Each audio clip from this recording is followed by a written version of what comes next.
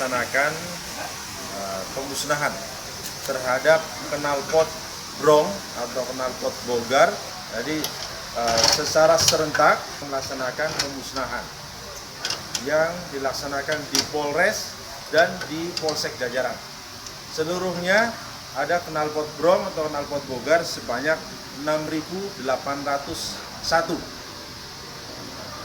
yang terdiri dari 6.325 knalpot brong sepeda motor, kemudian 476 buah knalpot brong mobil. Nah, ini semuanya hari ini secara serentak yang dilaksanakan di Polres dan kemudian juga dilaksanakan di Polsek Jajaran. Ini merupakan hasil daripada tindakan tegas terhadap para pengemudi sepeda motor dan kendaraan mobil yang menggunakan knalpot brong atau knalpot bogar karena sudah sangat mengganggu ketertiban umum.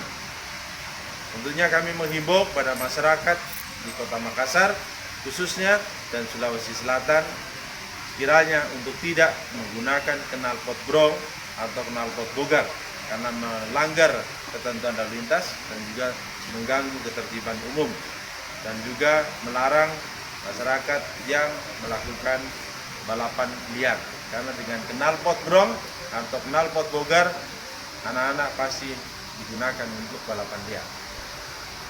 Ini hasil operasi setelah kita buatkan monumen ikan dari knalpot brong, knalpot bogar. Setelah itu kita operasi lagi. Nah inilah barang bukti masih banyak lagi.